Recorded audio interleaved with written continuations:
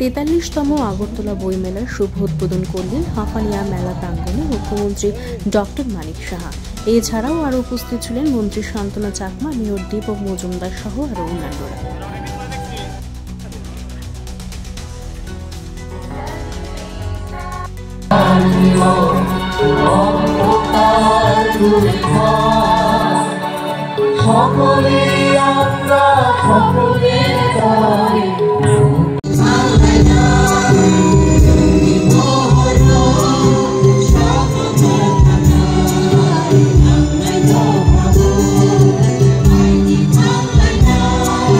Chini imang no mukthang shami mano belai belana hambai chini আগিয়ে তুলবেন বিশিষ্ট শিল্পীরা।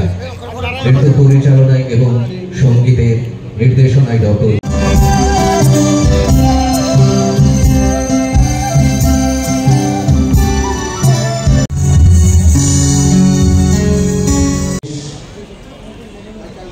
हापानिया आंतर्जातिक मेला प्रांगण पुरानी कहानियां नए विचार विज्ञान भगवतीमष्टदशाध्यायिनीं अम्बतमनशन्दधामि भगवद्गीते भविद्देशिनं।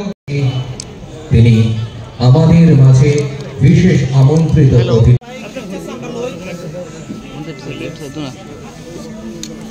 কোথায় আয়োজন হবে যাদেরকে নিয়ে আমরা বসেছিলাম, অনেকে অনেক দাবি করেছিল যে আগরতলা শহরের মধ্যে যদি সেটা করা যায়, তা আমরা অনেক চিন্তা ভাবনা করার পর বলা হলো যে না, এখানেই বইমেলাটা হবে, কারণ এখানে অনেক ইনফ্রাস্ট্রাকচার আছে এবং মানুষের আসা যাওয়ার জন্য এখানে গাড়িও দেওয়া হচ্ছে এবং বিনা পয়সায় যাতে আসতে পারে আগরতলা বিভিন্ন জায়গার থেকে, সেই ব্যবস্থা এখানে রাখা হয়েছে। এবং আমাদের মানে উচিত যে যারা নেক্সট জেনারেশন তাদেরকে বই পড়ার প্রতি আকৃষ্ট করার, আমাদের গার্জিয়ানদের উচিত তাদেরকে যাতে বই পড়ে সেই ব্যবস্থাটা যেন করা হয়। এবং আমি আশা করি যে এইবারের যে বইমেলা সেটা একটা মানে আকর্ষণের একটা কেন্দ্রবিন্দু হবে এবং মেধা ও মননের যে সমৃদ্ধ এই আজকের এই বইমেলা সেটা হয়ে উঠুক, সেই আশা আমি করব। আমরা হাঁপানিয়া আন্তর্জাতিক মেলা প্রাঙ্গণে আজকে যত বছর জোরে আমি দেখছি যে বই বিক্রি হয়, প্রতি বছরেই কিন্তু বই বিক্রি করতে গিয়ে অনেক তার সংখ্যাও কিন্তু বাড়ছে। বাইরের থেকেও যারা বই বিক্রি করতে আসছে, প্রকাশকের সংখ্যাও কিন্তু বৃদ্ধি পাচ্ছে, বিক্রি যারা স্টল দিচ্ছে সেই স্টলের সংখ্যাও বাড়ছে। অর্থাৎ এটা কিন্তু মানে কলে বড়ে কিন্তু তার শ্রীবৃদ্ধিই হচ্ছে। এমনটা না যে গত বছর ভালো হয়েছে এই বছর খারাপ, এরকমটা না। তো এটার আগামী দিনও আমি আশা করি এইবারও যারা প্রকাশকরা এখানে এসছেন তাদের একটা প্ল্যাটফর্ম এখানে দেওয়া হলো, আশা করি আগামী দিন আরও তার শ্রীবৃদ্ধি ঘটবে। আমরা এই বইমেলাকে নিয়ে সবসময় আমরা গর্ববোধ করি ত্রিপুরাবাসী হয়ে, এবং শুধু আমার মনে হয় একমাত্র আমি ভারতবর্ষে না, পৃথিবীর কোথাও আমার জানা নেই যে সরকারি পৃষ্ঠপোষকতায় এই ধরনের বইমেলা কিন্তু অনুষ্ঠিত হয়। ভারতবর্ষে হয় কিনা আমি জানি না, মানে শুনিনি, পৃথিবীতেও কোথাও হয় কিনা আমার জানা নেই।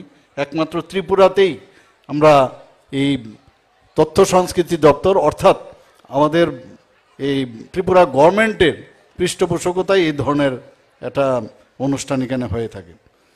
এবং আমরা জানি যে যারা গ্রন্থপ্রেমী ও জনশক্তি তাদের হচ্ছে মেইন, এদের সমন্বয়ই কিন্তু আমাদের যে এখানে আসা।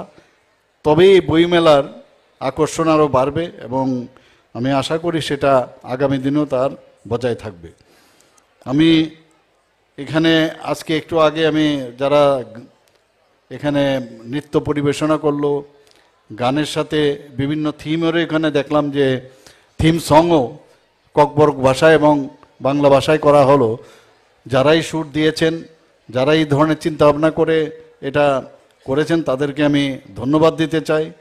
এখানে এইবারের বইমেলার একটা থিম সুন্দর আমি দেখলাম, সেই থিমটা হচ্ছে সর্বেশাং শান্তির ভবতু, অর্থাৎ সকলের উপর শান্তি বর্ষিত হোক, বাংলাতে যদি বলি। তো এটা একটু আগে আমাদের যে পূর্ববর্তী বক্তা উনি কিন্তু এই কথাটা বলারও চেষ্টা করেছেন যে আমরা যদি শান্তিতে থাকি, মনে যদি আমাদের শান্তি থাকে, এর উপরে আর কিচ্ছু হয় না। এবং আজকে আমি বলবো যে এই থিমের সাথে অনেকটা তার সাদৃশ্য আমি খুঁজে পাচ্ছি। আজকে এই বইমেলার অনেক ধরনের যে আলোচনা সভা হবে, গ্রন্থ প্রকাশ হবে, এবং এই যে কদিন যে প্রায় 14 দিনের মতো না 13 দিনের মতো যে এই বইমেলা চলবে, সেখানে সাংস্কৃতিক অনুষ্ঠান, পুরস্কার বিতরণ এবং স্মরণিকা প্রকাশ থেকে আরম্ভ করে অনেক কিছু এখানে হবে। অলরেডি আজকে আমরা একটা স্মরণিকা এখানে প্রকাশ করেছি, এবং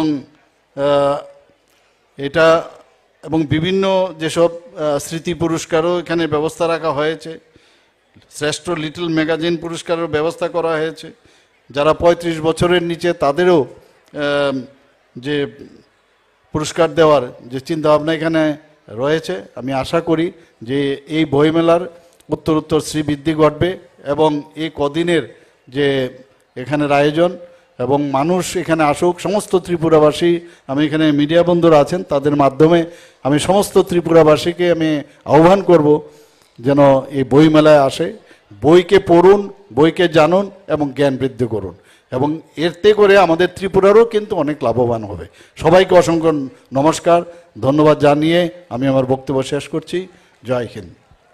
Belai-belai hambaya faru tinini pandani narwayokratai pandano chengsanai hasteni manganang